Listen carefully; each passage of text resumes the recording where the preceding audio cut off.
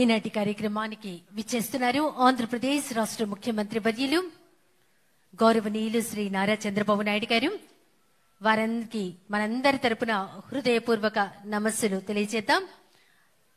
సంవిధాన్ హత్యా దివస్ భారత చరిత్రలో అత్యంత చీకటి అయినటువంటి ఎమర్జెన్సీ పరిస్థితి, ఎమర్జెన్సీని విధించి 1975 జూన్ 25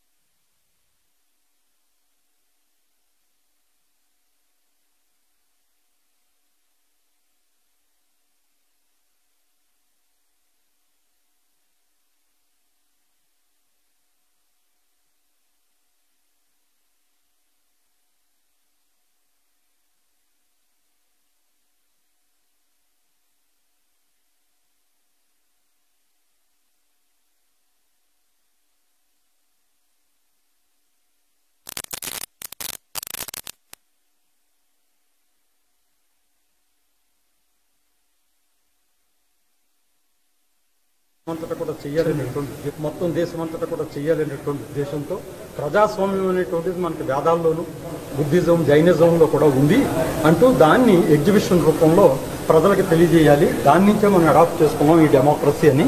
ఫస్ట్ వేదం సార్, తర్వాత జనపదాలు సార్, బుద్ధ సంఘాలు సార్, జైన గ్రంథాలు సార్, అర్ధశాస్త్రం, తర్వాత అసూత్నిక శాసనాలు సార్.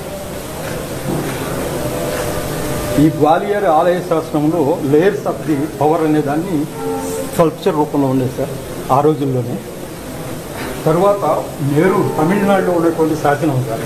ఈ శాసనంలో మొట్టమొదటి బ్యాలెట్ ఎలా ఉపయోగించారు అనేటువంటిది 11వ శతాబ్దంలోనే వాళ్ళు చేశారు సార్. రాజులను కానీ ప్రజలను కానీ ఏ విధంగా మనం ఎన్నుకోవాలనేటువంటి పద్ధతి.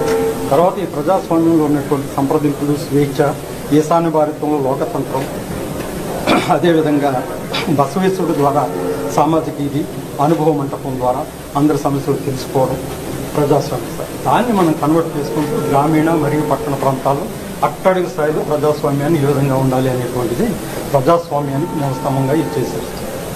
తర్వాత బ్రిటిష్ వారు కొన్ని సంస్కరణలు చేశారు సార్. ఆ సంస్కరణల ద్వారా కొన్ని హక్కులు మనకి సంక్రమించాయి. మెర్లోమెంటల్ సంస్కరణలు, మోంటాక్సిమ్స్పర్ట్ సంస్కరణలు, ప్రభుత్వ చట్టం. తద్వారా మనం రాజ్యాంగాన్ని 1949లో మనం చేసుకున్నాం సార్. తర్వాత ఓటు హక్కు వచ్చింది సార్. అందరికీ కూడా ఓటు హక్కు ద్వారా వచ్చింది సార్. ఇది పార్లమెంటరీ వ్యవస్థ సార్.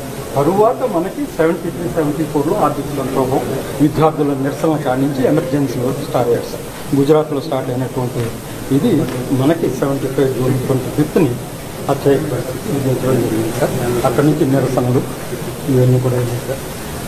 74లో పాట్నాలో జరిగినటువంటిది ఆ రాత్రే 25వ తారీఖున మనకి ఎమర్జెన్సీని విధించడం జరిగింది సార్.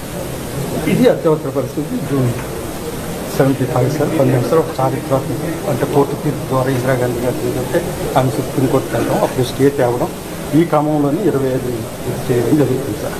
దానికి ప్రజల నుంచి వ్యతిరేకత బాగా వచ్చింది. ఆనాటి రాష్ట్రపతి వాళ్ళు పెట్టినటువంటి సమయం ఈ విధంగా ఫ్లైట్ ఒక టికెట్ తయారు చేశాం సార్. ఎంటైర్ మన స్టేట్ అంతా కూడా మనం తీసుకుంటాం. Okay, good. మీరు ఎక్కడున్నారు? 75 మీ కాలేజీలో ఉన్నాను. Post graduation. నమస్కారం. నమస్కారం అండి.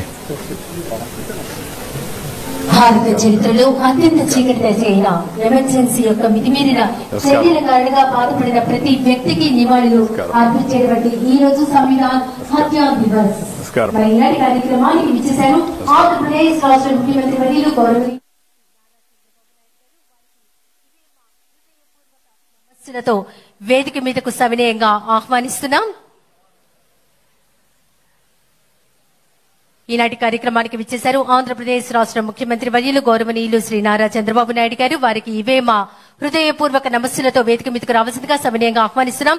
రాష్ట్ర వైద్య శాఖ మంత్రులు సత్యకుమార్ యాదవ్ గారికి హృదయపూర్వక నమస్సులు. రాష్ట్ర పర్యాటక సాంస్కృతిక సినిమాటోగ్రఫీ శాఖ మంత్రులు కందుల దుర్గేష్ గారికి, అలాగే విజయవాడ సెంట్రల్ నియోజకవర్గ శాసనసభ్యులు శ్రీ బోండా ఉమామహేశ్వరరావు గారు, విజయవాడ పార్లమెంట్ సభ్యులు కేసినేని శివనాథ్ గారు, తిరువురు శాసనసభ్యులు కొలిగిపూడి శ్రీనివాసరావు గారు, అలాగే